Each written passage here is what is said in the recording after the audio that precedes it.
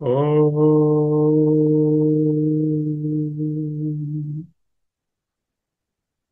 ఓం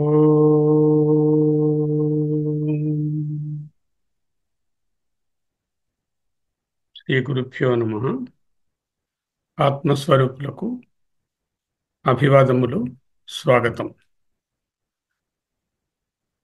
ఐతిరేయ ఉపనిషత్తు మనము అభయానంద సరస్వతి స్వామివారి దగ్గర భాష్య సమేతంగా సవివరంగా నేర్చుకున్నాం. అయితే మళ్ళీ మననం ఎందుకు? మరికొంచెం విషయం దృఢపడడానికి. సాధారణంగా మనం చదువుతున్న అన్ని ఉపనిషత్తులను కూడా ఒకసారి అధ్యయనం చేసి ఆ పిమ్మట మళ్ళీ మననం చేసుకోవడమో లేకపోతే డీప్గా సమీక్షలు చేసుకోవడమో ఏదో ఒకటి చేస్తూనే ఉన్నాం. ఇంతవరకు ఈశ, కేన, కఠ, తైత్తిరీయ, ప్రశ్న, ముండక, ఐతిరేయ, మాండూక్యోపనిషత్తులను అధ్యయనం చేయడం కానీ చేస్తూ ఉండడం కానీ జరిగింది. ఛాందోగ్యోపనిషత్తు 2 దినాలకు ముందు ఆరంభమైనది. ఇక దశోపనిషత్తులలో ఇంకొక ఉపనిషత్తు బృహదారణ్యము ఇవైన తరువాత తీసుకోబడుతుంది. ఈ ప్రణాళికలో ఒక్కొక్కరు ఒక్కొక్క విషయాన్ని బోధించినప్పుడు ఒక్కొక్క యాంగిల్లో బోధిస్తారు. అభయానంద సరస్వతి వారు భాష్య సమేతంగా చక్కగా బోధించి ఉన్నారు. అయితే దానికి కాంప్లిమెంటరీగా, సప్లిమెంటరీగా, అనుబంధంగా, అనుసరణంగా ఈ మనం చేసుకుంటాం. ఈ మననంలో బోధన చేసినప్పటి వలె స్లైడ్స్ కానీ పీడిఎఫ్ కానీ ఏం ఉండవు. ఏదైనా రాసుకోదలుచుకుంటే రాసుకోండి, వీడియోలలో వినవచ్చు. భాష్యాన్ని యథాతథంగా అక్షరం అక్షరము చూడం. ఎక్కడెక్కడ భాష్యంలో ముఖ్యమైనటువంటి పంక్తులు ఉన్నాయో వాటిని స్పృశిస్తాం. దగ్గర దగ్గర ముండకం అధ్యయనాన్ని జ్ఞాపకం తెచ్చుకోండి, మననాన్ని. అదేవిధంగా ఇది కూడా కొనసాగుతుంది. ఇది ఉపోద్ఘాతం. ఈ విషయంలో అభయానంద సరస్వతి గారికి అనేక ప్రణామములు సమర్పించుకుంటూ వారి యొక్క అనుమతితో ఈ మననాన్ని మనము ఆరంభం చేసుకుంటున్నాము. ఈ మననానికి తోడ్పడుతున్నటువంటి తత్వవిధానంద స్వామి వారి వీడియోస్, దయానంద సరస్వతి వారి టెక్స్ట్, పరమార్థానంద వారి ఆంగ్ల విశ్లేషణలు, ఆనందగిరి టీకా, కొంపెల దక్షిణామూర్తి గారి పుస్తకము, ఇంకా తదితర గ్రంథాలు ఎన్నో తోడ్పడతాయి. వాళ్ళందరికీ కూడా అనేక వందనములు. నెమ్మదిగా చెప్పుకుందాం, ఎక్కువ తొందరపడక్కర్లేదు. సమయం అంతటితో అంత అవనివ్వండి, దాని గురించి కూడా ఆలోచించవద్దు. నెమ్మదిగా విషయాన్ని అర్థం చేసుకుందాం. ప్రజ్ఞ అంటే ఏమిటండి? The expertise. ఏదైనా ఒక విషయాన్ని తెలుసుకోవడము, తెలుసుకున్న దానిని పొందడానికి కావలసిన ప్రయత్నాలు చేయడము, జ్ఞానానికి అనుబంధంగా క్రియ. ఈ రెండు ప్రజ్ఞ. ఇది సవిశేషం. అనేక రకాలైన ప్రజ్ఞలు ఉంటాయి. వంట వండడం, వీణ వాయించడం, పేషెంట్లను ట్రీట్ చేయడం, జాతకాలు చెప్పడం, డ్రైవింగ్ చేయడం, అన్నీ ప్రజ్ఞలే. ఏ ప్రజ్ఞకి ఆ ప్రజ్ఞ గొప్పది. సృష్టిలో అనేకమైనటువంటి జీవరాశులు ఉన్నాయి. ఈ ప్రాణులలో అత్యంత శ్రేష్టమైనటువంటి బ్రతుకు, పుట్టుక మానవునిదే. ఎందుకంటే ఈ ప్రజ్ఞ అత్యుత్తమంగా మేనిఫెస్ట్ అవ్వడానికి కావలసినటువంటి అవకాశం ఈ ఉపాధిలో ఉంది. అంచేత ఈ ఉపాధిలోనున్నప్పుడే ఈ సకల సవిశేష జ్ఞానములకు వెనుకనున్నటువంటి నిర్విశేష ప్రజ్ఞానం ఏమిటో వివరించి విచారించి తెలుసుకొని ఆ ప్రజ్ఞానమే నేను లేక ఆ ప్రజ్ఞానమే బ్రహ్మ అని తెలుసుకోవడమే ఉపనిషత్తు యొక్క తాత్పర్యం. ఈ ప్రజ్ఞానాన్ని గురించి బోధిస్తున్నటువంటి ఈ ఉపనిషత్తు దశోపనిషత్తులు ఇప్పుడు చెప్పుకున్న లిస్టులో ఉన్నటువంటి వాటిలో ఋగ్వేదానికి సంబంధించినటువంటి ఐతరేయోపనిషత్తులో ప్రజ్ఞానం బ్రహ్మ. ఈ ప్రజ్ఞానం బ్రహ్మ అనే మహావాక్యాన్ని సాధనావాక్యము అంటారు. అంటే ఏమిటి? ఈ మహావాక్యాన్ని పట్టుకొని ఈ ప్రమాణంతో మనము చేరవలసిన గమ్యమైనటువంటి బ్రహ్మ ఏకత్వాన్ని పొందడం. ఒకవేళ ఈ ప్రజ్ఞ భగవంతునిది కాదు, ఈ ప్రజ్ఞ అంతా నాదే, దీని వెనకాల ప్రజ్ఞానం లేదు, ఈ సవిశేష జ్ఞానమే అసలైన జ్ఞానము అనే భ్రమలో ఉన్నాం అనుకోండి. ఎవరు ఈ విషయాన్ని అసలు విషయం ప్రజ్ఞానమని, ఆ ప్రజ్ఞానం ద్వారా సకల సవిశేష జ్ఞానము లేక ఆ ప్రజ్ఞ అనేటటువంటిది మేనిఫెస్ట్ అవుతుందని ఎవరు మర్చిపోతారో వాళ్ళు అహం నుంచి అహంకారానికి జారిపోతారు. గర్వం అధికమవుతుంది. అంచేత తెలుసుకోవలసినది ఇది ముఖ్యంగా. తరువాత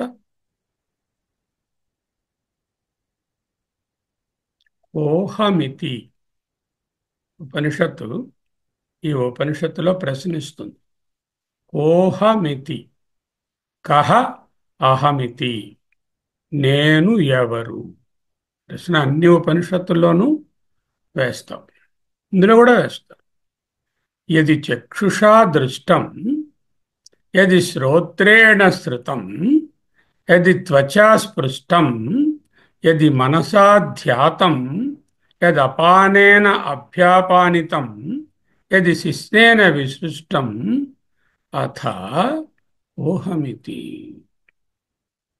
ఏమిటర్థమైంది మీకు? యది చక్షుషా దృష్టం, ఏది కనులతో చూడబడుతోందో, ఏది చెవులతో వినబడుతోందో, ఏది త్వచా స్పృష్టం స్పర్శేంద్రియంతో స్పర్శించబడుతోందో, ఏది మనసా ధ్యాయంతం ఏది మనసు చేత ధ్యానించబడుతోందో, ఏది అపానేన అభ్యపానితం ఏది అపానము చేత విసర్జన క్రియను క్రిందికి శ్వాసను లోనికి తీసుకోవడం అనే క్రియను చేస్తోందో, ఈ విధముగా సకల ఇంద్రియాలు పనిచేస్తున్నటువంటి ఈ తత్వానికి అంతర్లీనంగా ఉన్నది ఏది? వీటిలో ఏదైనా ఒకటినైనా లేకపోతే వీటికన్నా ఏదైనా అంతర్లీనంగా ఉన్నదా? కహ అహమితి. ఉపనిషత్తులలో ఉండేటటువంటి సందేశం అంతా ఒక్కటే అని చెప్పడానికి 4 వేదాల నుంచి 10 ఉపనిషత్తులను ఆయన ఎంచుకుని భాష్యం రాశారు. ఆ 10 ఉపనిషత్తులే ప్రామాణ్యమయ్యి వాటినే చదువుకుంటాం. 108 ఉపనిషత్తులు చదవమంటే అధ్యయన భారతి మనం పుట్టిన వెంటనే స్టార్ట్ చేసి ఉండాలి, లేకపోతే అవదు కదా. ఇది ఎవరికి వీలు పడదు 108. అందుకే ఆయన ఒక సంక్షిప్తమైనటువంటి ఒక మహావాక్యాన్ని తయారు చేశారు. బ్రహ్మ సత్యం జగన్మిథ్యా జీవో బ్రహ్మయేవ న అపరః. జీవో బ్రహ్మైవ నా అపరః. ఇది ఉపనిషత్తుల బోధించేటటువంటి సారాంశమైనటువంటి బ్రహ్మజ్ఞానం. ఉపనిషత్తులన్నీ ఒకే అంశాన్ని బోధిస్తున్నాయి. ఏమిటి? బ్రహ్మ సత్యం. ఏ ఉపనిషత్తు బ్రహ్మ సత్యం కాదు వేరే సత్యం ఇంకోటి ఉందని చెప్పట్లేదు. జగన్మిథ్య, జగత్తు సత్యమని ఏ ఉపనిషత్తు చెప్పలేదు. జగన్మిథ్య. మరి జీవుడి సంగతి ఏమిటి? జీవో బ్రహ్మైవ నాపరః. ప్రజ్ఞానం బ్రహ్మ, అయమాత్మా బ్రహ్మ, అహం బ్రహ్మాస్మి, తత్వమసి అంటూ ఎన్నో విధాలుగా ప్రతి ఉపనిషత్తు ఇదే నేర్పిస్తోంది. ఇలా నేర్పించడాన్ని ఏంటంటారంటే, టెక్నికల్ వర్డ్స్ వస్తాయి కొన్ని, నోట్ చేసుకోండి. గతి సామాన్య దర్శనం. గతి సామాన్య దర్శనం అంటే ఒకే అంశాన్ని ఉపనిషత్తులన్నీ బోధించే పద్ధతిని గతి సామాన్య దర్శనం అంటారు. సరే, ఇది చాలా పెద్ద ఉపనిషత్తు అండి, 600 పేజీలు ఉందండి. ఇది చాలా చిన్న ఉపనిషత్తు అండి, 50 పేజీలే ఉందండి. పెద్ద ఉపనిషత్తు పెద్ద ఆత్మను, చిన్న ఉపనిషత్తు చిన్ని ఆత్మను చెప్పదు కదా. ఆత్మకు పెద్ద చిన్న ఉండదు కదా.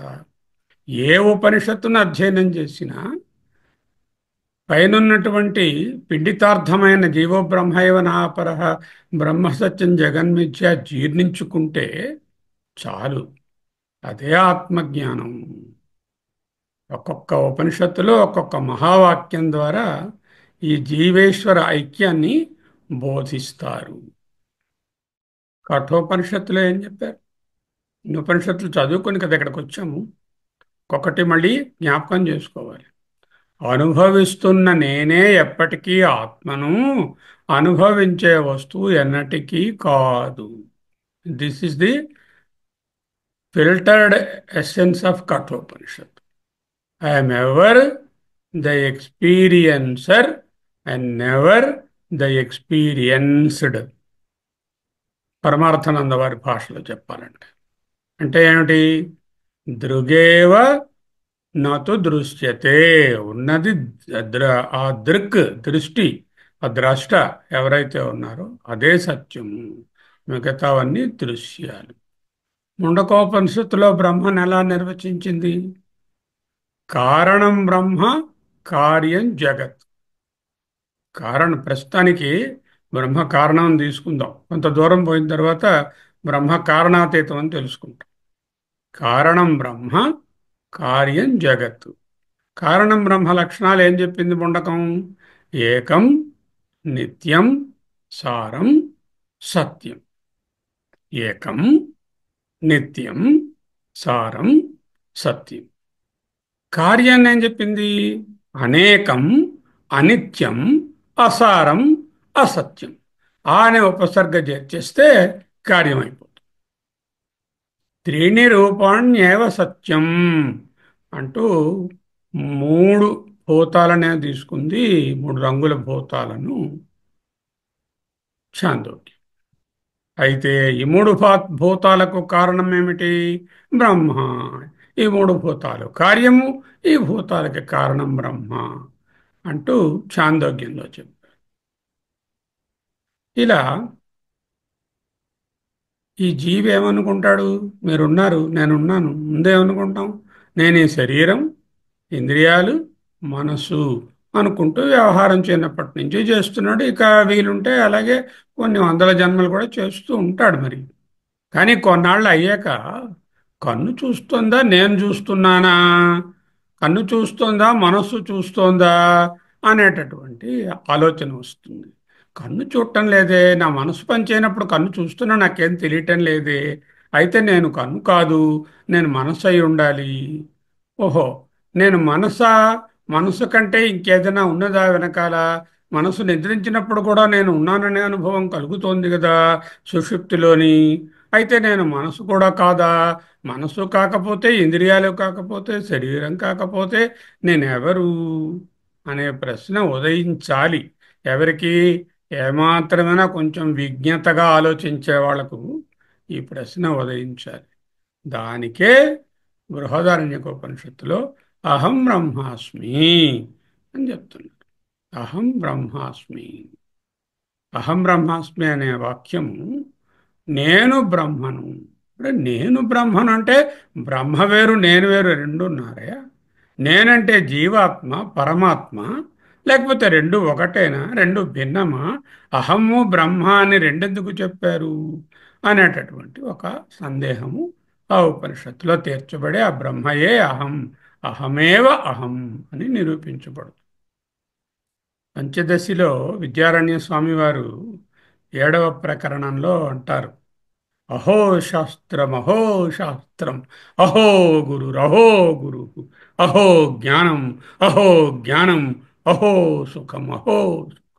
నిజంగా ఈ ఉపనిషత్తులను జాగ్రత్తగా చదివితే ఇంతటి ఆశ్చర్యము కలుగక మానదు. ఈ ఉపనిషత్తుకి ఇప్పుడు శాంతి మంత్రం చదివారు. ఆ శాంతి మంత్రాన్ని ఒక్కసారి ఒక ప్రత్యేకమైన యాంగిల్లో చూద్దాం. దానికి ముందుగా ఈశకేన కఠప్రశ్న ముండమాండూక్య తిత్తిరిహి ఐతిరేయం చ ఛాందోగ్యం బృహదారణ్యకం తథా. ఎంతటి బ్లెస్డ్ సోల్స్ మనం చూడండి. ఆ లిస్టులో ఉన్నవి ఆల్మోస్ట్ అయిపోయాయి. ఈశ, కేన, కఠ, ప్రశ్న, ముండ, మాండూక్య, తిత్తిరి, తైత్రేయం, ఐతిరేయం, చాందోగ్యం, బృహదారణ్యం. మాండూక్యం అవుతోంది, చాందోగ్యం ఆరంభమైనది, బృహదారణ్యకం ఉన్నది. ఇందులో ఈశా బృహదారణ్యకం అనే రెండు ఉపనిషత్తులు శుక్ల యజుర్వేదాల నుంచి వచ్చాయి. రెండు అంటే భగవత్పాదులు ఎంపిక చేసుకున్నటువంటి 10 ఉపనిషత్తులలో ఈశా బృహదారణ్యకం శుక్ల యజుర్వేద అంతర్గతములు. ప్రశ్న, ముండకం, మాండూక్యం అథర్వణ వేదం నుంచి వచ్చాయి. కేన, ఛాందోగ్యం సామవేదం నుంచి వచ్చాయి. కఠా, తైత్తిరీయము కృష్ణ యజుర్వేదం నుంచి వచ్చాయి. ఐతిరేయం ఒక్కటే ఋగ్వేదం నుంచి వచ్చింది. చూడండి, శంకరాచార్యులు 10 ఉపనిషత్తులను ఎన్నుకున్నారట. 4 వేదాలు ఉన్నాయట. 4 వేదంలో ఋగ్వేదం నుంచి ఒకటే ఎన్నుకున్నారట. అదే ఐతిరేయం. అంటే దాని అర్థం ఏమిటి? ప్రాధాన్యత అత్యధికము కనుకనే వారు ఋగ్వేదంలో ఉన్నటువంటి అనేక ఉపనిషత్తులలో ఒక ఉపనిషత్తును మాత్రము దశోపనిషత్తులలో చేర్చారు.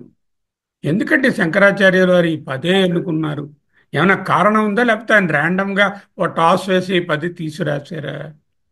కాదు. బ్రహ్మసూత్రాలలో వేదవ్యాసుల వారు ఉపనిషత్తులను క్రిప్టిక్గా, ఎఫోరిస్టిక్గా, చాలా సూత్రప్రాయంగా ఒక రెండు మూడు వాక్యాలుగా చెప్పారు. ఒక్కొక్క చోట 2-3 పదాలుగా పెట్టి ఉన్నారు. సో అట్లా పెట్టినటువంటి బ్రహ్మసూత్రాలను అర్థం చేసుకోవడం చాలా కష్టం. అందుకని దానికి మహానుభావులు మన ఆచార్యుల వారు శంకరులు భాష్యం రాశారు. అక్కడ బ్రహ్మసూత్రాల్లో వేదవ్యాసుల వారు ఏం చేశారు? ఉపనిషత్తులలో ఉన్న వాక్యాలను తీసుకునే ఆయన తయారు చేశారు బ్రహ్మసూత్రాలను. ముఖ్యంగా ఛాందోగ్యం, బృహదారణ్యకం, తరువాత ఇతర ఈ 10 ఉపనిషత్తులు అక్కడ బ్రహ్మసూత్రాల్లో ఉన్నాయి. కాబట్టి బ్రహ్మసూత్రాలలో అంతటి మహానుభావులైన గురువు గారికి చాలా పూర్వీకులైనటువంటి వేదవ్యాసులు ఏ ఉపనిషత్తులనైతే స్పృశించి ఉన్నారో వాటిని తీసుకుని వాటికి ఈయన చక్కగా భాష్యం రాసి పెట్టారు. ఇందుకు ముందే చెప్పాను కదా, గతి సామాన్య దర్శనాత్ అంటే వీటన్నిటిలో ఉండే సందేశం ఒకటేని నిరూపించడానికి వివిధ వేదాల నుంచి పై ఉపనిషత్తులను ఏరి కూర్చి మనకిచ్చారు. మీకు తెలుసు ఆల్రెడీ, ప్రజ్ఞానం బ్రహ్మ, ఐతిరేయం, అహం బ్రహ్మాస్మి, బృహదారణ్యకం, తత్వమసి, ఛాందోగ్యం, అయమాత్మ బ్రహ్మ, మాండూక్యం. వేదంలో మీకు 4 భాగాలు ఉంటారని ముందే తెలుసు. సంహితలో అన్ని సూక్తాలు ఉంటాయని, బ్రాహ్మణంలో యజ్ఞాది కర్మకాండ అంతా ఉంటుందని, ఆరణ్యకంలో ఉపాసనలు ఉంటాయని, ఉపనిషత్తులో జ్ఞానాంశం ఉంటుందని. అంటే ఏమిటండి, ఈ పేర్చడంలో కూడా ఎలా పేర్చారో చూడండి. సూక్తాలు, యజ్ఞాలు, ఉపాసనలు, జ్ఞానం. సూక్తాలంటే రకరకములైనటువంటి దేవతా ప్రార్థనలు మొదట. ఆ తరువాత ఆ దేవతల అనుగ్రహానికి పొందడానికి, ఉత్తమమైనటువంటి గతులు పొందడానికి కావలసినటువంటి కర్మలను, కర్మకాండంతా వివరించేది బ్రాహ్మణం. ఆ తర్వాత అదే దేవతను కర్మల కన్నా వేరేగా ఉపాసనల ద్వారా అనుష్ఠానం చేయవచ్చు అని చెప్పడానికి ఆరణ్యకము. ఆ తరువాత జ్ఞానము. అంటే ఇవి మెట్లుగా కనపడటం లేదు. ముందు దేవత ఆరాధన స్తోత్రాలు, కర్మకాండ, ఉపాసన, జ్ఞానం. పరమార్థానంద వారు అంటారు, జ్ఞానయోగానికి రానిదే కర్మయోగం అసంపూర్ణం. మళ్ళీ చెప్తున్నానండి, జ్ఞానానికి రానిదే అంటే జ్ఞానం పొందనిదే కర్మయోగం అసంపూర్ణం. ఇది మనకి భగవద్గీత కూడా చెప్తోంది కదా. సర్వం కర్మాఖిలం పార్థ జ్ఞానే పరిసమాప్యతే, జ్ఞానాదేవతు కైవల్యం. Standard coat. ఉపనిషత్తుకు వేదాంతం అని, జ్ఞానకాండ అని, బ్రహ్మ విద్య అని, ఆత్మ విద్య అని కూడా పేర్లున్నాయి. వేదాంతమన్నా, ఉపనిషత్తన్నా, జ్ఞానకాండన్నా, బ్రహ్మ విద్యన్నా, ఆత్మ విద్యన్నా ఒక్కటే. ఇక్కడ వేదము అనే పదాన్ని ఒక్కసారి చూద్దాం. విద విచారణే, విద సత్తాయాం, విద జ్ఞానే, విద లాభే. ఏతేషాం ధాతూనాం విషయే వర్తంతే యస్మాత్ తతః వేదా ఇత్యుక్తం. వేదమనగా నేమి? వేదాహ ఇత్యుక్తం, వేదములు అని చెప్పబడుతున్నాయి. యస్మాత్ దేని ఎందైతే, ఏతేషాం ధాతూనాం విషయే వర్తంతే, పైన చెప్పిన ధాతువుల యొక్క విషయములు దేనియందు ఉన్నాయో వానిని వేదములు అంటారు. ఏతేషాం ధాతూనాం విషయే వర్తంతే యస్మాత్ తతః వేదాః ఇత్యుక్తం. ఏమిటా ధాతువులు? వేద విచారణే అంటే, వేదం అంటే ఇక్కడ వేదాంతం గురించి మాట్లాడుతున్నాం. వేదాంతం అనేది విచారణ చేసి నిర్వచిస్తుంది. బ్రహ్మము ఏమిటి అని థియరిటికల్ నాలెడ్జ్ ఇస్తుంది మొదట. రెండోది విద సత్తాయాం అంటే బ్రహ్మ గురించి విచారణ చేసి అది మన అనుభవానికి వచ్చేటట్టు చెప్తుంది. మూడోది విద జ్ఞానే, బ్రహ్మ సత్యం అనే జ్ఞానాన్ని దృఢపరుస్తుంది. విద లాభే, బ్రహ్మజ్ఞానాన్ని బోధించి బ్రహ్మజ్ఞాన ఫలాన్ని కూడా, బ్రహ్మజ్ఞాన ఫలమైన బ్రహ్మ ఐక్యాన్ని కూడా చెప్తుంది. విద విచారణే, విద సత్తాయాం, విద జ్ఞానే, విద లాభే. ఏతేషాం ధాతూనాం విషయే వర్తంతే యస్మాత్, ఏతేషాం ధాతూనాం విషయే వర్తంతే యస్మాత్ తతః వేదాః ఇత్యుక్తం. ఇంకొక నిర్వచనం కూడా ఉంది వేదాంతానికి. ప్రత్యక్షేణానుమీయత్యావా యశ్చుపాయో న విద్యతే ఏనం విందంతి వేదేన తస్మాత్ వేదస్య వేదత. ప్రత్యక్ష అనుమీయత్వ, ప్రత్యక్ష అనుమానములతో, యశ్చుపాయో ఏ ఉపాయములతో, న విద్యతే తెలియరాదు. ప్రత్యక్ష అనుమీయత అంటే ప్రత్యక్ష, అనుమాన, అనుపలబ్ధి, అర్థాపత్తి అనేటటువంటి ఉపమానము అనే 5 ప్రమాణములతో, ఎస్తు ఏ ఉపాయములతో, నా విద్యతే తెలియదు. ఏనం విందంతి వేదేనా, ఏదైతే వేదముల ద్వారా తెలియబడుతుందో, తస్మాత్ వేదస్య వేదత అంటే ప్రత్యక్ష ప్రమాణం చేత, అనుమాన ప్రమాణం చేత, అనుపలబ్ధి చేత, అర్థాపత్తి చేత, ఉపమానం చేత తెలియరాని వస్తువును తెలిసేటట్టు చేయడానికి మనకు సాధనం కల్పించేటటువంటి ఏదైతే ఉందో దానిని వేదము అంటారు. వేదం అంటే వేదాంతమనే. మనము కర్మకాండ గురించి ఎక్కువగా మాట్లాడుకో. ఈ వేదానికి 9 పేర్లున్నాయి. శృతి, శృతి స్మృతి పురాణానాం చదువుతున్నారు కదా, అంటే ఋషుల ద్వారా వినబడినది శృతి.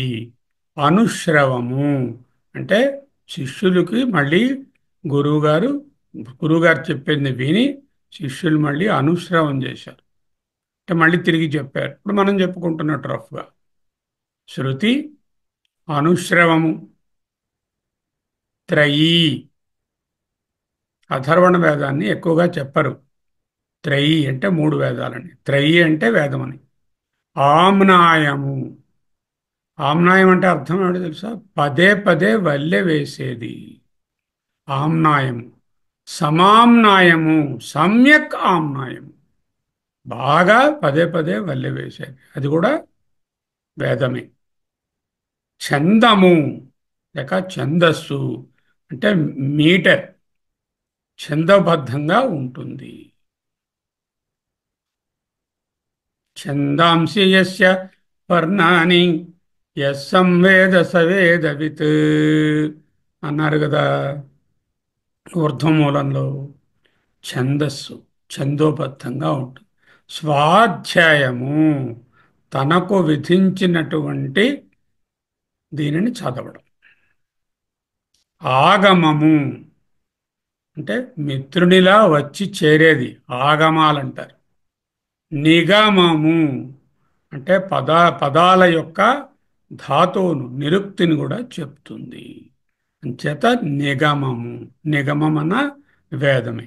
నిగమ నిగమాంతవర్ణిత మనోహర రూప నగరాజధరుడా నారాయణ అన్నారు అన్నమాచార్యులు. ఏమేంటి పేర్లు?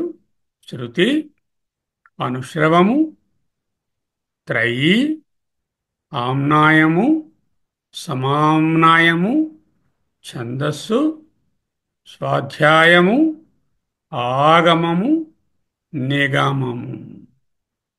వ్యాస మహర్షి ఈ అపౌరుషేయులైనటువంటి పరమాత్మ నుంచి వచ్చినటువంటి పరమాత్మ నిశ్వాసం నుండి వెలువడిన వేదాలను నాలుగుగా ఎడిట్ చేసి పెట్టారు. నాలుగు భాగాలుగా. తన శిష్యులలో నలుగురు శిష్యులు ముఖ్యమైన వాళ్లకు ఒక్కొక్క వేదాన్ని అప్పచెప్పారు డ్యూటీ, వ్యాప్తి చెందించడానికి. ఋగ్వేదాన్ని పైలుడు అనే మహానుభావునికి, యజుర్వేదాన్ని వైశంపాయనునికి, సామవేదాన్ని జైమిని గారికి, అథర్వణ వేదాన్ని సుమంతునకు ఇచ్చారు. అంటే మిగతా వాళ్ళు అవి చదవక్కర్లేదని కాదు, వాళ్ళకి రెస్పాన్సిబిలిటీ.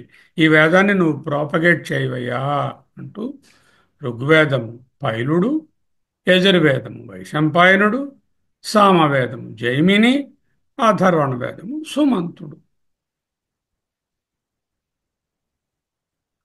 వేదాంతం అన్నాం కదండి. ఉపనిషత్తుకి ఏమిటంటే పేర్లు చెప్పుకున్నాం. వేదాంతం అంటాము, జ్ఞానకాండ అంటాము, ఆత్మవిద్య అంటాము, బ్రహ్మ విద్య అంటాము. ఇక్కడ వేదాంతం అంటే లాస్ట్ దండి వదిలివలసిందని కాదు. వేదము యొక్క అంతమునందు అంటే ముందు సూక్తాలు, తర్వాత కర్మకాండ, తర్వాత ఉపాసనలు, బ్రాహ్మణం అరణ్యకం అయిన తరువాత మెట్లు ఎక్కిన తరువాత పొందవలసిన స్థితి కాబట్టి అంతంలో ఆఖరిలో ఉంది. నాలుగవ మెట్టు పై మెట్ట, చివరి మెట్టు పనికిరాని మెట్ట? ఎక్కే మెట్టే కదా. చేత వేద అంతము అంటే వేద సారము అని ఒక అర్థము. వేద అంతర్భాగము అంటే దాని సారాంశము, సారము అని అర్థము. అంతము అంటే మధ్యలో ఉన్నది, ద సెంట్రల్ పార్ట్ ఆఫ్ వేద అని చెప్పుకోవచ్చు.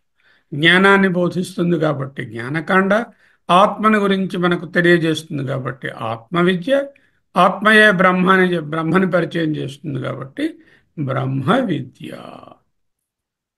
ఉపనిషత్ అనేది భగవత్పాదుల వారు అత్యద్భుతంగా కఠోపనిషత్తు భాష్య ఆరంభంలో రాసిపెట్టారు. ఇందులో మూడు పదములు గలవు, రెండు ఉపసర్గలు, ఒక ధాతు. ధాతువేమిటి? షద్. ని, ఉప అనే రెండు ఉపసర్గలు ఉన్నాయి. ఉపసర్గలు అంటే మనం చదువుకుంటున్నాం సంస్కృతంలో.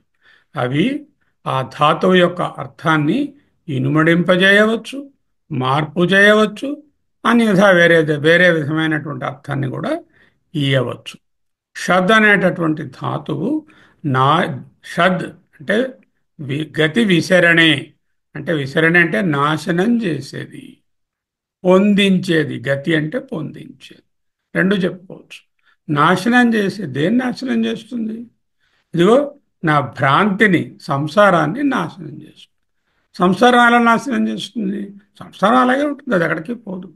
సంసారానికి మూలమైనటువంటి అజ్ఞానాన్ని పారద్రోలడం వలన ఆత్యంతిక దుఃఖ నివృత్తి, పరమానంద ప్రాప్తి. ఇదే కదా గోలు. ఆత్యంతిక దుఃఖ నివృత్తి, పరమానంద ప్రాప్తి. దేహభావ దుర్బలీకరణము, ఆత్మభావ ప్రబలీకరణం. దేహభావాన్ని దుర్బలీకరణం చేయడమే సకల దుఃఖాలను, ఆత్యంతిక దుఃఖ నివృత్తి కలిగించడమే షద్ అంటే నాశనము చేసేది. నీ అనేది నిశ్చయమైనటువంటి జ్ఞానాన్ని ఇస్తుంది. ఆత్మస్వరూపం గురించి అన్ని సంశయాలు పోయే విధంగా. ఎందుకు? సంశయాత్మ వినశ్యతి. సంశయాలు ఉన్నవాడు నశిస్తాడు, నాశనం అవుతాడు. సంశయాలను పారద్రోలి నిశ్చయ జ్ఞానం కావాలి దేనికైనా సరే. ద డెసిసివ్ నాలెడ్జ్, అది నీ. ఉప అంటే ఈ గ్రంథం దగ్గర ఎవరు కూర్చుంటారో వారికి, దగ్గర, సమీపము. ఉప ఉప అంటే సమీపము. ఒకటి గురువుగారి సమీపం అనుకోవచ్చు, శాస్త్ర సమీపం అనుకోవచ్చు. అంటే సమీపంలో కూర్చోడంటే అలా వేదాంతం పుస్తకం పెట్టుకుని దాని పక్కనే లేకపోతే తాకింద పెట్టుకుని తలగడాల పడుకోవడం అది కాదు కదా. అంటే అత్యంత శ్రద్ధతో శ్రవణ మనన నిధిధ్యాసల ద్వారా ఎవరు ఆ ఉపనిషత్తుకు సమీపంగా ఉంటారు అని వచ్చింది. ఓకే, ఉపనిషత్ అంటే తెలుసుకున్నాం సింపుల్గా. బ్యూటిఫుల్ భాష్యం రాశారు. మళ్ళీ ఒకసారి వెళ్ళి ఆ విశ్లేషణను ఎలా మనం చెప్పుకున్నాము ఆ వీడియో వినండి కావాలంటే. Upanishad. Okay, now we come to Aitareya Upanishad. ప్రతి ఉపనిషత్తుకి పేరు ఒక ప్రత్యేకమైనటువంటి కారణం వలన పెడతారు. కేన ఉపనిషత్, కేనేషితం ప్రేషితం మనః, కేనతో మొదలైంది కాబట్టి కేనోపనిషత్. ఈశావాస్యం ఇదగం సర్వం కాబట్టి ఈశావాస్యోపనిషత్. ప్రశ్న, ఆరుగురు శిష్యులు చేరి గురువు గారిని ప్రశ్నలు అడిగారు కాబట్టి ప్రశ్నోపనిషత్. ముండకం, ముండకం అనేది ఒక శిరోవ్రతము. తర్వాత తక్కిన ఉపనిషత్తు నుండి అన్నిటికీ శిరస్సు వంటిది కాబట్టి ముండకోపనిషత్తు. కాఠక ఋషి చెప్పారు కాబట్టి కఠోపనిషత్తు. అన్నిటికన్నా పెద్దది కాబట్టి బృహదారణ్యకోపనిషత్తు. నిన్న చెప్పారు ఛాందోగ్యం అని. ఛాందోగ్యం అంటే ఏమిటి నిన్న చెప్పారు, అది అలా ఉంచండి. ఐతిరేయానికి ఏమన్నారు? ఇతరాయా పుత్ర ఐతిరేయ. ఇతరాయా పుత్ర ఐతిరేయ. ఐతిరేయ ఋషి నుంచి వచ్చింది కాబట్టి ఐతిరేయ ఉపనిషత్తు. ఐతిరేయ ఋషి ఏమిటంటే అలాంటి పేరు ఎక్కడా వినలేదు. ఐతిరేయుడు అంటే ఇతరా యొక్క పుత్రుడు. ఇతరాయాహ్, ఇతర అనే ఆమె యొక్క పుత్రుడు కాబట్టి ఐతిరేయుడు. ఎవరు ఇతరా? ఇతరా అనే స్త్రీలింగ శబ్దము కదా. ఇతరాయాహ్, ఇతర అనే అమ్మగారి యొక్క పుత్రుడు ఐతిరేయుడు. ఆయన వ్రాసినది కాబట్టి ఐతిరేయము. ఇతర అనే దానికి రెండు అర్థాలు. ఇప్పుడు మోడర్న్ సొసైటీలో కూడా ఇతర అనే దానికి బ్యూటిఫుల్గా చెప్పుకుంటారు. ఒక ఆయనకు ఒక భార్య, ఒక ఇతర ఉన్నదనుకోండి. ఆమెను ఇంట్రడ్యూస్ చేసినప్పుడు షీఈ్ ది అదర్ అంటాడు. ఈమె ఎవరు అంటే she's my wife and she's the other. అంటే ఇంకొక ఆమె, నాతో ఉంటున్న ఇంకొక ఆమె. అంటే భార్య కాని భార్య, అదొక అర్థం. ఇతర అనేటటువంటిది నిమ్న జాతికి చెందిన వాళ్ళను ఇతరులు అనేవారు ఆ కాలంలో. ఇతరులు, ఇతర అంటే నిమ్న జాతికి. ఇప్పుడు ఈ నిమ్న లేదు, ఊర్ధ్వ లేదు, ఉచ్చ లేదు, అన్నీ ఒకటే. నిమ్న జాతికి చెందిన వారిని ఇతరులు అంటూ ఉండేవారు. అటువంటి ఇతర జాతి స్త్రీని ఒక మహానుభావుడు వివాహం చేసుకోవడం వలన ఆమెకు కలిగినటువంటి సంతానం కాబట్టి ఇతరాయాహ పుత్ర ఔతిరేయ. లేకపోతే ఆ ఋషి గారికి ఇద్దరు పిల్లలు, 5 భార్యలు ఉంటే మొదటి భార్య ఒక ఆవిడ, రెండో ఆవిడ ఇతర. ఆ ఇతర యొక్క పుత్రుడు. ఈయన పేరేమిటి? అసలు పేరు మహిదాసుడు. మహిదాసుడు. మహి అంటే భూమి. దాస అనే పేరు నిమ్న వర్ణానికి చెందినటువంటి పేరు. మహిదాసుడు అంటే ఆ పేరులోనే ఆయన ఇతర అనే స్త్రీ నుంచి, ఇతర వర్ణ స్త్రీ నుంచి పుట్టినట్లు తెలుస్తుంది. ఒకటి సరే, పుట్టు పూర్వోత్తరాలు మనకెందుకు? ఆయన చెప్పినటువంటి జ్ఞానం కదా మనకు కావాలి. ఇంతకీ జాతినీతి కులగోత్ర దూరగం నామరూప గుణ దోషవర్జితం కదా. అంచేత జాతి గురించి విచారించే పనే లేదు. ఋషి మూలాన్ని, నది మూలాన్ని వెతకకూడదు అంటారు. ఈ మహిదాసుడు అనే ఆయన భూదేవి ఉపాసకుడట. ఆయన భూదేవిని ఉపాసించి ఆ భూమాత యొక్క కృప వలన జ్ఞానాన్ని పొంది ఈ ఉపనిషత్తును మనకు దర్శించి అందించారు. అందుకే ఆయన మహిదాసుడు లేక ఐతరేయుడు, ఇతర యొక్క పుత్రుడు. ఐతరేయుడు ఆయన బోధించారు కాబట్టి ఐతరేయం. ఓకే. ఈ ఉపనిషత్తులో ఋగ్వేదానికి చెందిందని ముందే చెప్పుకున్నాము. ఋగ్వేదానికి చెందిన వాటిలో ఇంకొక ముఖ్యమైన ఉపనిషత్తు కౌశీతకి ఉపనిషత్తు. శ్వేతాశ్వతరము, కౌశీతకి, ఇటువంటి ఉపనిషత్తు, నృసింహ తాపి, ఇవన్నీ కూడా మనం సమయం ప్రకారంగా అధ్యయనం చేయాల్సి వస్తుంది. ఇక్కడ ఉండే మహావాక్యము ప్రజ్ఞానం బ్రహ్మ. ఈ మహావాక్యం వలన ఈ ఉపనిషత్తు మరింత ఉపయోగకరమైనది, ప్రాచుర్యము కలిగినది అయినది. ఒక విషయాన్ని అర్థం చేసుకోవాలి. ఏమిటి? ఒక్కొక్క వేదానికి ఒక్కొక్క శాంతి మంత్రం ఉంటుంది. ఆ వేదానికి చెందిన ఏ ఉపనిషత్తు అయినా అదే శాంతి మంత్రం. ఫర్ ఎగ్జాంపుల్, మనం ఈశా బృహదారణ్య చూశాము, ఈశ చూశాము, శుక్ల యజుర్వేదము, దానికి శాంతి మంత్రం పూర్ణమద పూర్ణమిదం. బృహదారణ్యకానికి కూడా అది. కఠ తైత్రీయం కృష్ణ యజుర్వేదము, సహనాభవతు సహనౌ భునక్తు, రెండిటికీ అదే చెప్పు. కేనా ఛాందోగ్యము సామవేదము, నిన్న మొదలు పెట్టుకున్నాం, ఆప్యాయంతు మమాంగాని అని, అది దానికి. ప్రశ్న ముండకం మాండుక్యం అధర్వణ వేదము, భద్రం కర్ణేభి చెప్పుకుంటుంది. ఇది ఋగ్వేదం నుంచి వచ్చినది, ఐతరేయము, వాంగ్మే మనసు ప్రతిష్ఠితం. ఏమర్థమైంది? శాంతి మంత్రం అనేది ఉపనిషత్తుకు సంబంధించిన ఎక్స్క్లూజివ్ కాదు, వేదానికి సంబంధించింది. ఆ వేదానికి అనుబంధంగా ఉన్న అన్ని ఉపనిషత్తులకు అదే శాంతి మంత్రం ఉంటుంది. అయితే ఇది వేరే ఎవరైనా తయారు చేస్తారా? ఉండదు. ఆ ఉపనిషత్తులలోనే ఏదో ఒక ఉపనిషత్తులో ఈ మంత్రం ఉంటుంది. దాన్ని తీసి అన్ని ఉపనిషత్తులకు, ఆ వేదానికి చెందిన వాటికి శాంతి మంత్రంగా పెడతారు. ఇప్పుడు మనం చేసేటటువంటి శాంతి పాఠం ఏమిటో ఒకసారి చూద్దాం. అమ్మగారు ఇప్పుడు చదివారు ఆ శాంతి పాఠాలు. ఏం చదివారు? ఇక్కడ ఏం చెప్తున్నారు? శాంతి పాఠాలన్నిటిలో కూడా ముందు శారీరకమైన ఆరోగ్యము, మానసికమైన సంసిద్ధతకు కావలసిన ప్రార్థన ఉంటుంది. భద్రం కర్ణేభి అన్నదే ఇక్కడ మాకేమో ఈ రకరకాల అవయవాలు చెప్పి వాంగ్మయ మనసు ప్రతిష్ఠిత అన్న దాంట్లో కూడా. మనస్సు అంటే ఏమిటండి? 4 విభాగాలు ఉన్నాయి. ఏమిటవి?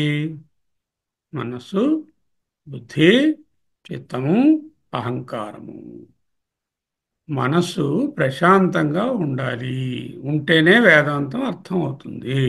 ఏదైనా అర్థం కావాలంటే బుద్ధి పదునుగా ఉంటే చాలదు, మనస్సు యొక్క ప్రశాంతత కూడా ఉండాలి. ఉంటేనే ఏదైనా అర్థమవుతుంది, ముఖ్యంగా ఆత్మజ్ఞానం. వాక్కు, ఏమిటి? వేదాంతంలో గురు శిష్యుల సంవాద రూపంలో ఉంటుంది. గురువుగారు ఏదైనా ప్రశ్నిస్తే మౌనంగా ఉండమన్నారు కదా, నేను జవాబు చెప్పకుండా మన అధ్యయన భారతి వాళ్ళ కూర్చోకూడదు, చెప్పాలి జవాబు. ఏమడిగారు గురువుగారు? ఏం చెప్తారు? అన్నీ బోధిస్తారు. బోధిస్తే శిష్యుడు ఏమడుగుతాడు? ముండకంలో అడిగారు, కస్మిన్ భగవో విజ్ఞాతే సర్వమిదం విజ్ఞాతం భవతి. ఓ భగవంతుడా, ఓ పూజనీయుడైనటువంటి గురువుగారు, కస్మిన్ను విజ్ఞాతే సర్వం విజ్ఞాతం భవతి. ఏది తెలుసుకుంటే అంతా తెలిసిపోతుంది, అంతా తెలిసినట్టు అవుతుంది అని అడిగారు. ఆ విధంగా ప్రశ్నలు వేస్తారు. అంటే వాచిక తపస్సు పాటించాలి. వాచిక తపస్సు అంటే కృష్ణ పరమాత్మ మనకు చెప్పారు. మనం నిర్లక్ష్యంగా వాడేటటువంటి అవయవాలలో అత్యధికంగా నిర్లక్ష్యంగా వాడేది నోరు. ఎక్కడికైనా వెళ్ళమంటే కొంచెం బద్దకిస్తారు, వెళ్ళడం మానేస్తారేమో కానీ ఏదైనా చేయమంటే చేతులతో చేయడానికి జంకుతారు, వెనకాడతారు, సోమర్థనం చూపిస్తారు. కానీ మాట్లాడమంటే అందరూ రెడీ.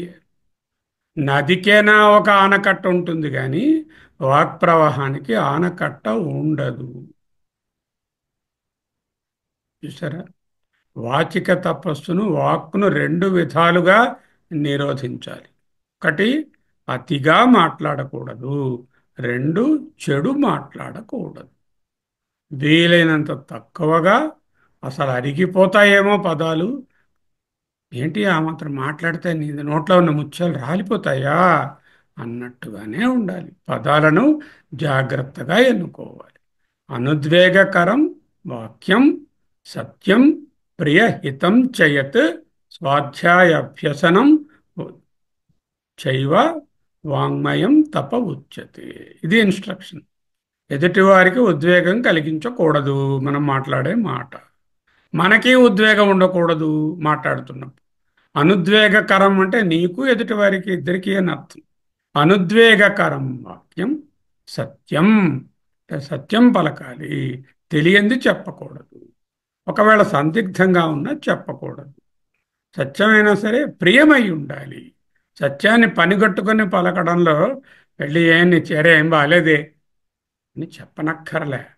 ఎదుటివారికి ప్రియం బాగులేకపోతే ఊరుకోండి, చెప్పాల్సిన పని ఉంది. ప్రియం కలిగించేదిగా ఉండాలి. కుదరదు అని దూకుడుగా చెప్పే బదులు చూద్దామండి, వీలు చూసుకుని చేద్దాం అని సుతారంగా చెప్పాలి. హితం మాట్లాడేది వివేకానందుల వారు చెప్పారు. Is it useful to you? First question. Is it useful to the person to whom you are speaking? Second question. At least is it useful to someone who is connected to both of you? Then you speak, otherwise don't speak. దాన్నే హితం అన్నారు. హితం అంటే it should be productive for me, for the person who is listening, or at least for someone immediately connected to us. Modi గారు, రాహుల్ గాంధీ లోక్సభలో ఏ విధంగా వాగ్యుద్ధం చేశారో మనం మాట్లాడడం ఎందుకంటే చెప్పండి, ఏమైనా ఉపయోగం ఉంటుంది? ఆ మాట్లాడిన వాళ్ళకే వాటి ప్రయోజనం లేదు, మనకేం ప్రయోజనం? ఉం? పదాల ఎన్నిక ఆచి తూచి మాట్లాడాలి. సందర్భానికి సరిగా సరిపోయేటటువంటి పదాన్ని ఎన్నుకోవాలి. అవాచ్యమైన పదములను భాషలో మాటలో దొర్లనివ్వకూడదు. చెప్పరాని మాటలను, అనరాని మాటలను, అన్పార్లమెంటరీ వర్డ్స్ అంటాం కదా, వాటిని స్పష్టత ఉండాలి. మాట్లాడ ప్రతిష్ఠిత ఏం ఉపయోగం? స్పష్టత లేనటువంటి మాట చెప్పినా చెప్పనట్టే. అతి ఫాస్ట్గా ఉండకూడదు, అతి స్లోగా ఉండకూడదు, అరుస్తున్నట్టు కరుస్తున్నట్టు ఉండకూడదు, విని వినబడినట్టు ఉండకూడదు. సరి అయిన ఇంటోనేషన్తో, సరి అయినటువంటి ముఖ కవళికలతో, ప్రజెంటేషన్తో, హావభావాలతో చక్కటి దీనిగా ఊరికే చేతులు ఇలా ఊపేసుకుంటూ కూడా చెప్పక్కర్లే. మితంగా అంటే వీలైనంత తక్కువ మాటలలో రాసుకోవాలండి అందరం. మనం వాక్తపస్సు అంటే భగవంతుడు చెప్పారు. అనుద్వేగకరం వాక్యం సత్యం ప్రియం హితం. దానికి జోడించుకోవలసినది పదాల ఎన్నిక, స్పష్టత, మితభాషిత్వం. ఈ నేపథ్యంలో ఈ శాంతి పాఠాన్ని ఏం చెప్తున్నారో ఋషి గారు చూద్దాం. జ్ఞాన యోగ్యత ప్రాప్తి. మొదటి విషయం ఏం చెప్తున్నారండి? జ్ఞాన యోగ్యత ప్రాప్తి అంటే జ్ఞానాన్ని అందుకోవడానికి అధికారిత్వం కలగాలి. యోగ్యత అంటే క్వాలిఫికేషన్. అధికారి అంటే ఆఫీసర్ అని కాదు. జ్ఞానయోగ్యత ప్రాప్తి అదెలా సిద్ధిస్తుంది? వాంగ్మే మనసి ప్రతిష్ఠిత, మనోమే వాచి ప్రతిష్ఠితం. నేను ఏది మాట్లాడినా మనస్సు నా వాక్కునందు నిలబడి ఉండాలి. అంటే మనస్ఫూర్తిగా మాట్లాడాలి. అంటే మాట్లాడాలంటే యాక్షన్ కూడా అని కలుపుకోవాలి. వాంగ్మయ మనసు ప్రతిష్ఠిత అంటే వాక్ కర్మల యందు నా మనసు ప్రతిష్ఠితం అవ్వాలి. అంటే నేను మాట్లాడేది చేసేది మనస్ఫూర్తిగా చెయ్యాలి. ఇంకా చెప్పాలంటే మనోవాక్కాయ కర్మలు ఒక లైన్లో ఉండాలి. దీనినే రుజువర్తన అంటారు సింపుల్గా. రుజువర్తనం అంటే మాట, చేత, మనసు, ఆలోచన ఒకే లైన్లో ఉండడాన్ని స్ట్రైట్ లైన్లో సరళత రుజువర్తన అంట. మనోమే వాచి ప్రతిష్ఠితం. మనసు వాక్కులో లయమవ్వాలి. అంటే నేనేదైనా మాట్లాడానంటే తిరుగు లేనట్టుగా ఉండాలి. ఐతరేయ మననం చేసుకుందాము అంటే చేసుకునే తీరాలి. ఈ రెండు ఉంటే జ్ఞానయోగ్యత ప్రాప్తి. వాంగ్మే మనసి ప్రతిష్ఠిత, మనోమే వాచి ప్రతిష్ఠితం. మాట్లాడితే మనస్ఫూర్తిగా మాట్లాడాలి. చేస్తే మనం చేసేది కూడా వాంగ్మే మనసి ప్రతిష్ఠిత, మనోమే వాచి ప్రతిష్ఠిత. మనసు నిలిపి మాట్లాడాలి, మనస్ఫూర్తిగా మాట్లాడాలి. మాట్లాడిన మాట నిలుపుకోవాలి. రెండవది జ్ఞాన ప్రాప్తి. ఒకటి జ్ఞాన యోగ్యత ప్రాప్తి, రెండోది జ్ఞాన ప్రాప్తి. ఆవిరావిర్మ ఏధి. ఆవిహి అంటే బ్రహ్మ, స్వయం ప్రకాశమైనటువంటి బ్రహ్మ నా ముందు ఆవిర్మ అంటే ఆవిర్భవించుగాక. అంటే ప్రత్యక్షమవడం. ఇదేమిటండి, బ్రహ్మ సర్వవ్యాపకం అన్నారు, మళ్ళా ప్రత్యక్షం నా ముందు రావాలంటున్నారు. ఆవిర్భావం అంతర్ధానం ఉంటాయా? నేను అజ్ఞానం అనే ముసుగులో ఉన్నాను, ఆ ముసుగును తొలగించడమే నాకు ప్రత్యక్షం అవడము అనడం. ఉన్నది అక్కడే ఉంది, కానీ తెలియకుండా ఉంది. అది కనపడేటట్టు చెయ్యి, నా ముసుగు తీయవయ్యా, తెర తీయవా, తెర తీయరా దేవరా తిరుపతి దేవరా అని పాడారు. తెర తీయరాదా అన్నారు త్యాగరాజు. జ్ఞానప్రాప్తి అంటే ఆవిరావిర్మ ఏది, నా ముసుగు తీయవయ్యా, తీస్తే నాకు నువ్వు అక్కడే ఉన్నావు, కనపడతావు, ప్రత్యక్షం అవుతావు. ఆవిర్భవించడం అంటే కొత్తగా పుట్టడం అని కాదు. ఆవిర్భావము అంతర్ధానము ఉండవు. జ్ఞాననిష్ఠా ప్రాప్తి మూడోది. ఉన్నదేమిటి? జ్ఞాన యోగ్యత ప్రాప్తి. రెండోది జ్ఞాన ప్రాప్తి. జ్ఞానం అంటే పరబ్రహ్మము, పరబ్రహ్మ ప్రాప్తి, పరబ్రహ్మ ఎదురుగా రావాలంటుంది. జ్ఞాన నిష్ఠా ప్రాప్తి అంటే ఏమిటి? వేదస్య మ ఆణీస్త. అంటే మనస్సుకి చెప్తున్నారు. ఏం చెప్తున్నారు? వేదస్య వేదములకు మా ఆణిస్థ, వేదాంత జ్ఞానాన్ని నాకు తీసుకురండి. శృతం మేమా ప్రహాసీ, విన్నది మరిచిపోకుండా ఉండేటట్టు చెయ్యండి. ఇది జ్ఞాన నిష్టలో ఉండడానికి. దానికి ఏం చేయాలి? మనం ప్రయత్నం చేయాలి కదా. ప్రార్థించిస్తే అయిపోతుందా? జ్ఞాన యోగ్యతా ప్రాప్తి, జ్ఞాన ప్రాప్తి ఆవిరావిర్మయేధి, జ్ఞాన నిష్ఠా ప్రాప్తి వేదస్య మా అణిస్త శృతం మేమ ప్రహాసి. అని నేనేం చేస్తాంట? అనేన అధీతేనాహోరాత్రాన్ అనుసంధతామి. అధీతేన నేర్చుకున్న దానిని, అహోరాత్రాన్ రాత్రి పగలు, అనుసంధతామి మననం చేసుకునేటట్టు, శ్రవణ మనన నిధిధ్యాసలు చేసుకునేటట్టు చేయవయ్యా. అదే చేస్తున్నాం. అనేన అధీతేన అహోరాత్రాన్ సందధామి. సందధామి. కొంతమందికి టైం లేదండి, నాకు అధ్యయన భారతి క్లాస్ నాకు చాలా ఇంపార్టెంట్ పని ఉంది ఈరోజు. రోజు ఉంటాయి పనులు, లేనివి ఎప్పుడు ఉంటాయి? మళ్ళీ మానవ జన్మ వస్తుందో రాదో తెలియదు. తర్వాత బల్లో నల్లో ఉన్నప్పుడు ప్రయత్నం చేసి ఆ సమయాన్ని దీని మీద పెట్టాలి. పుట్టి మాట శ్రద్ధ ఉంటే సమయం ఉంటుంది.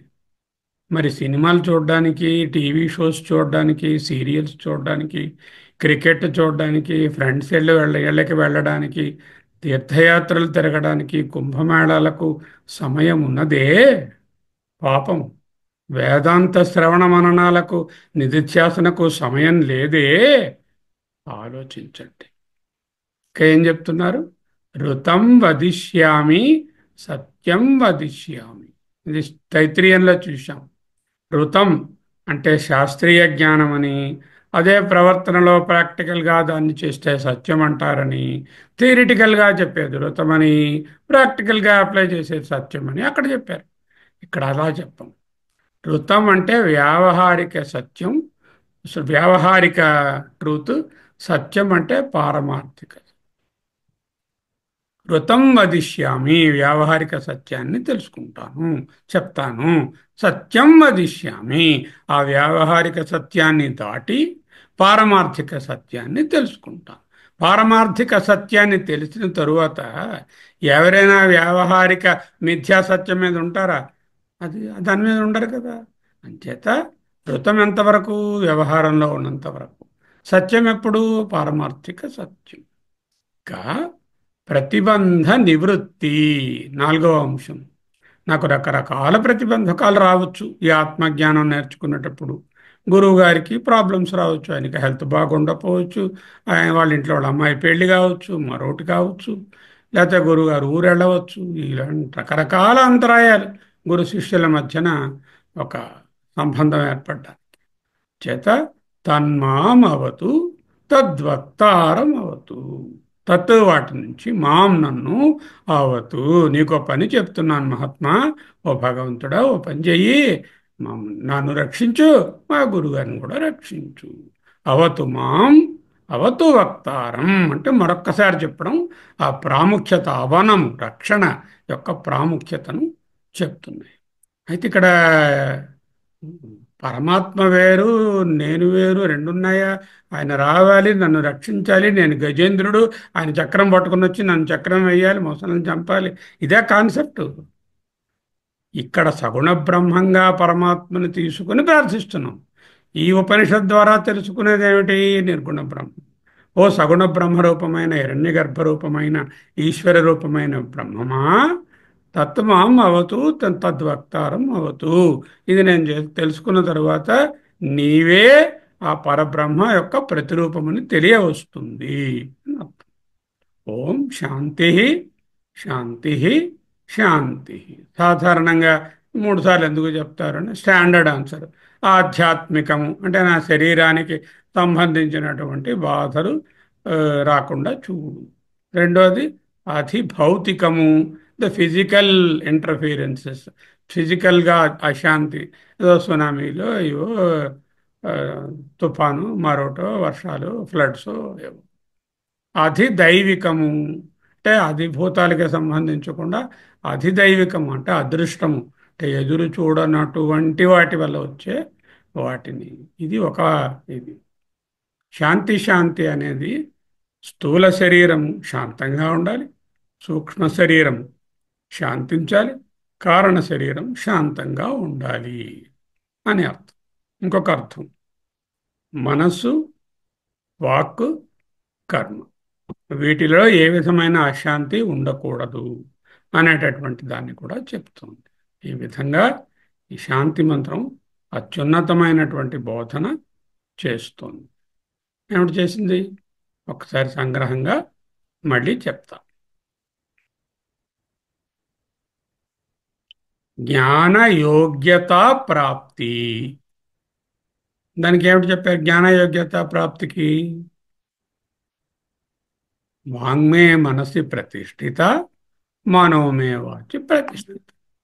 జ్ఞాన ప్రాప్తి, ఓ పరబ్రహ్మ నా ఎదురుగుండా ఆవిర్భావం ప్రత్యక్షం అవు, ఆవిర్మయేతి.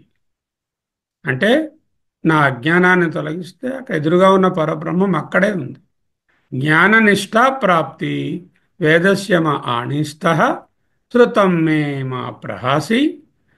అంతేనా? దీనికి నా నా నా పార్ట్ నేనేం చేస్తాను? అనేనాథీతేన అహోరాత్రాన్ సంధదామి.